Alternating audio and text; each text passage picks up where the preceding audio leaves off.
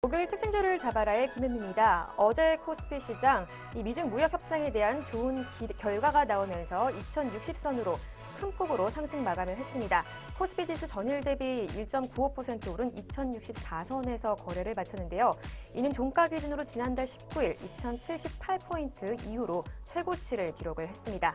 한편 코스닥 지수 역시 상승 마감을 했습니다. 전일 대비 1.95% 오른 2064선, 또 1.68% 상승한 679선에서 거래를 마쳤습니다.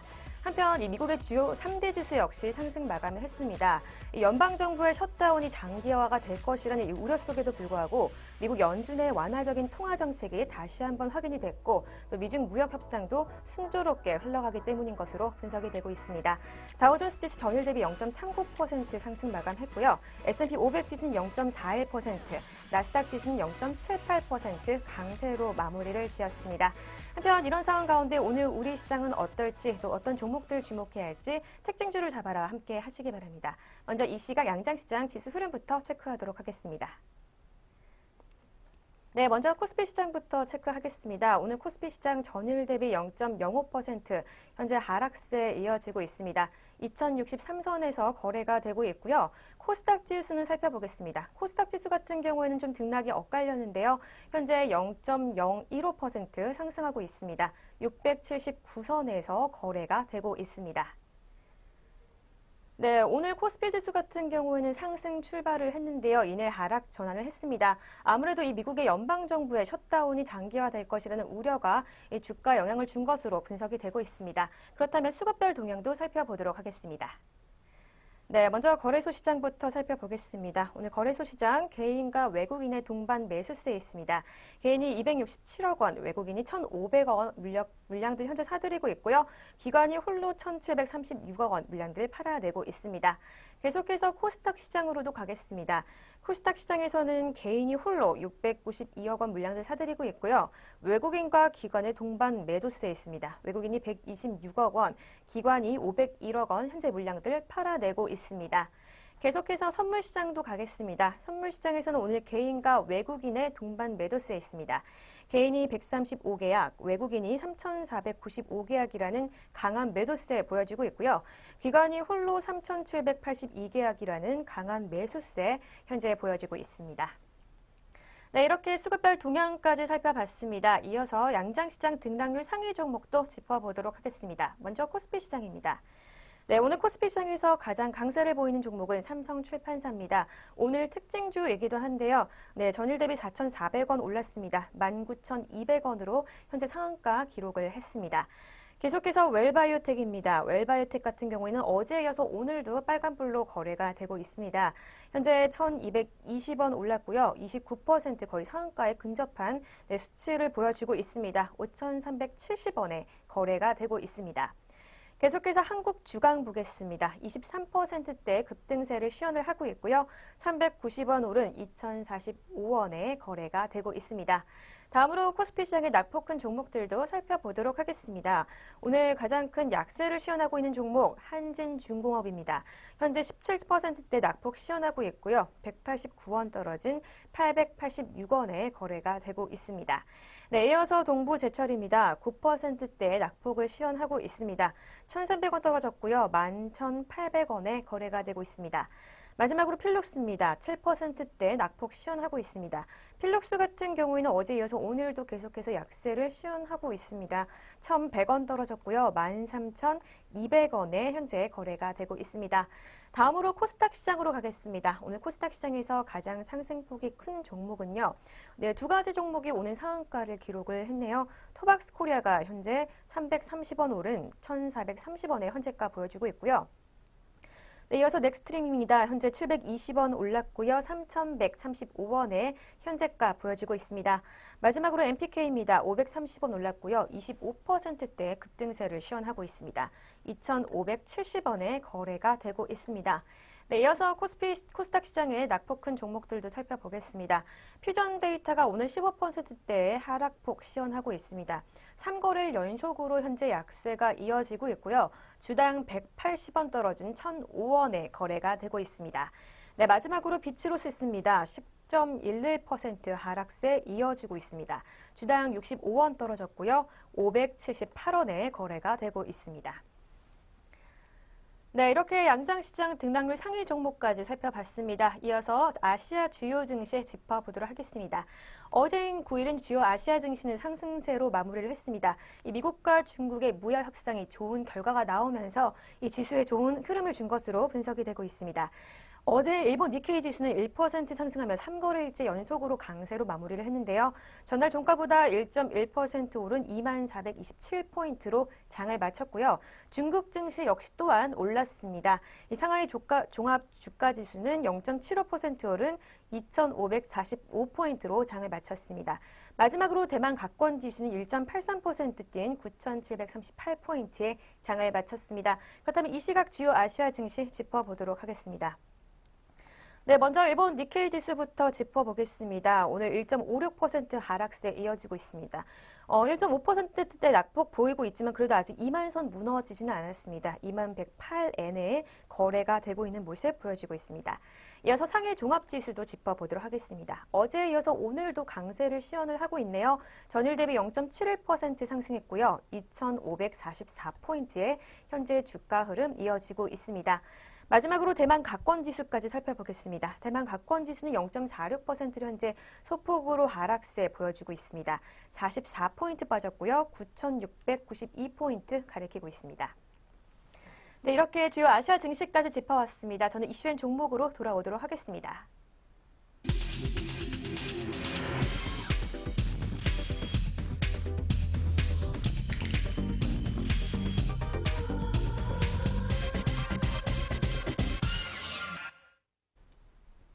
네, 이슈엔 종목 시간입니다. 오늘장 가장 이슈가 되는 두 가지 종목 살펴드리겠는데요.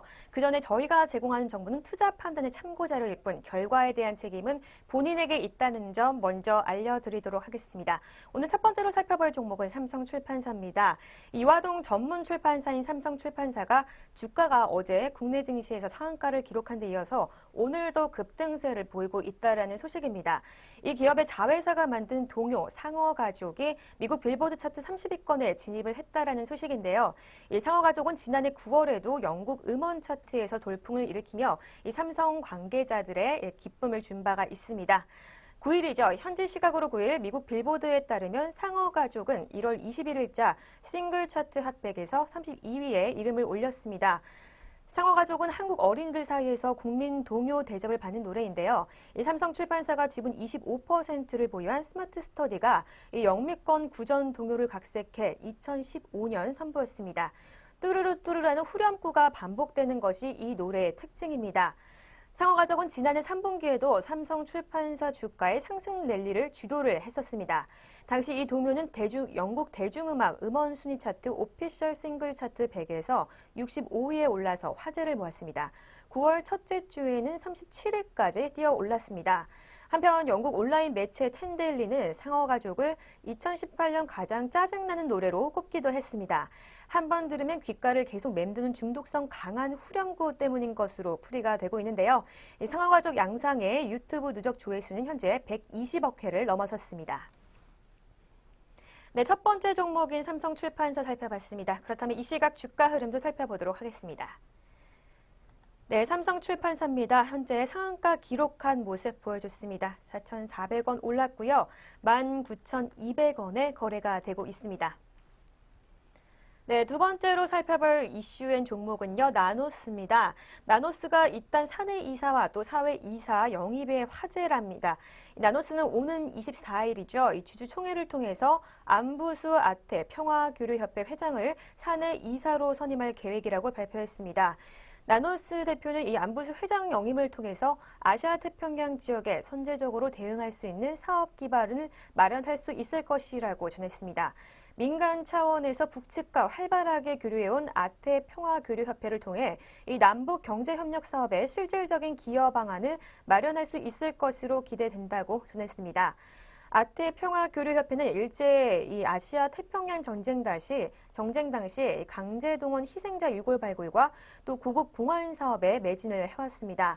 안 회장은 유해를 발굴하기 위한 이 현장 조사와 또 강제동원 희생자 유골 고국 봉환에 얽힌 이야기를 지난해 10월 이 책으로 발간을 하기도 했습니다.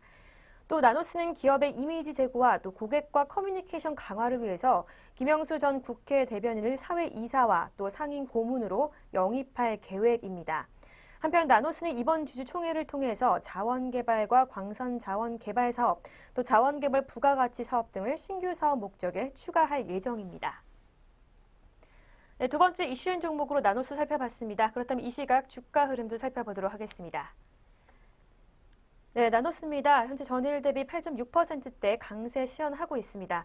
주당 440원 올랐고요. 5,900원에 거래가 되고 있습니다. 네, 이렇게 두 가지 이슈엔 종목 살펴봤습니다. 계속해서 오전장 눈에 띄는 특징주들 살펴보도록 하겠습니다. 오늘 첫 번째로 가장 이슈가 되는 종목은 시즌입니다. 시즌이 이 실적 개선 기대감에 장 초반대부터 3% 이상의 급등세를 보여주고 있습니다. 신한금융투자는 시즌에 대해서 지난해 실적과 주가가 모두 최악이었지만 올해는 개선될 것으로 전망을 했는데요. 이 신한금융투자연구원은 4분기 영업이익은 전년 대비 23% 늘어난 35억 원으로 컨센서스를 상회했다고 밝혔습니다. 이어 매출액은 전년 대비 21.3% 늘어난 290억 원으로 사상 최대가 예상된다라고 전망을 했습니다. 그렇다면 이 시각 주가 흐름 살펴보도록 하겠습니다. 네, 시즌입니다. 현재 전일 대비 1.52% 상승했습니다. 주당 250원 올랐고요. 16,700원에 거래가 되고 있습니다. 주력 제품인 알플렉스를 도입한 고객 수가 지속적으로 늘어나고 있기 때문이라는 설명도 있습니다. 연구원은 작년까지 지속적으로 떨어졌던 수익성은 올해부터 올라갈 것이라고 분석을 했는데요. 주력 제품의 판매처 확대로 외형 성장이 양호한 가운데 큰 폭의 인력 증가가 없기 때문이라고 분석을 했습니다.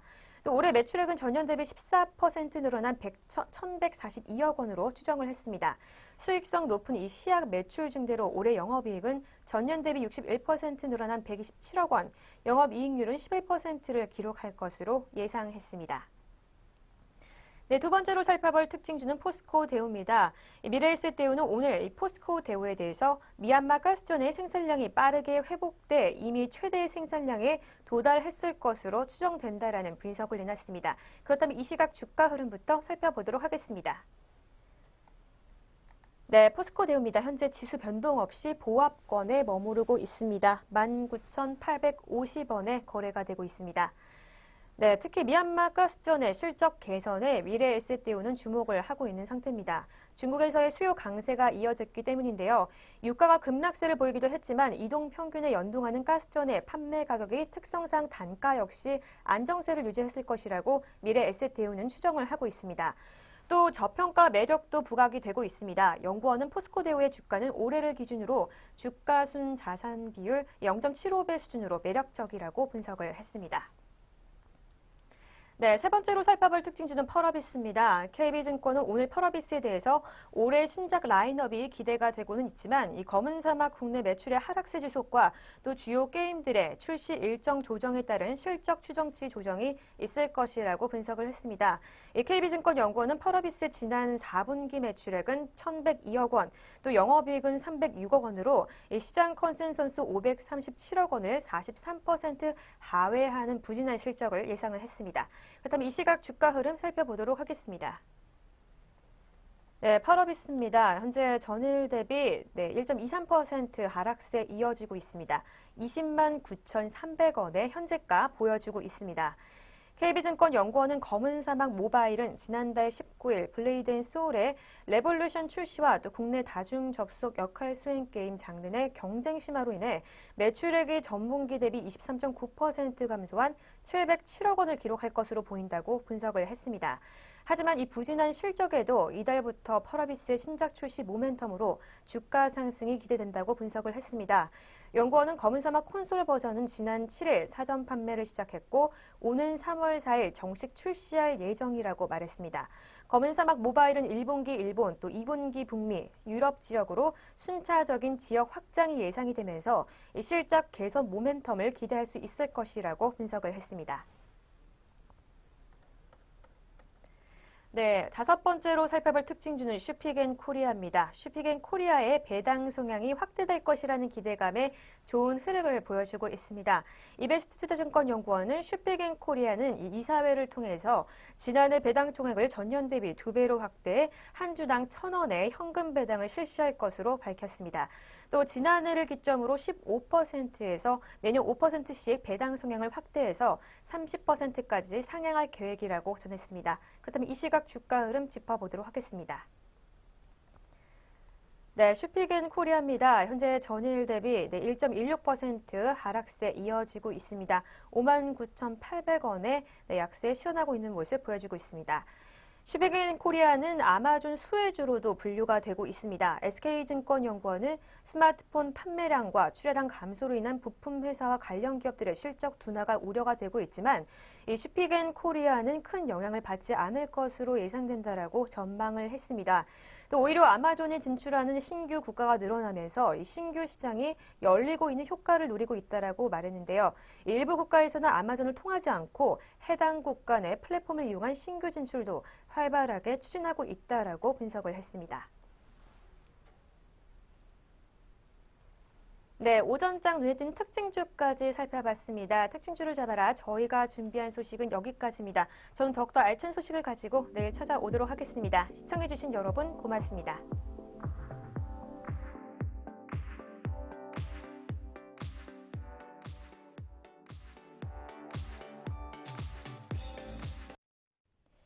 본 프로그램에서 제공하는 모든 정보는 투자 판단의 참고 자료일 뿐 결과에 대한 책임은 투자자 개인에게 있습니다.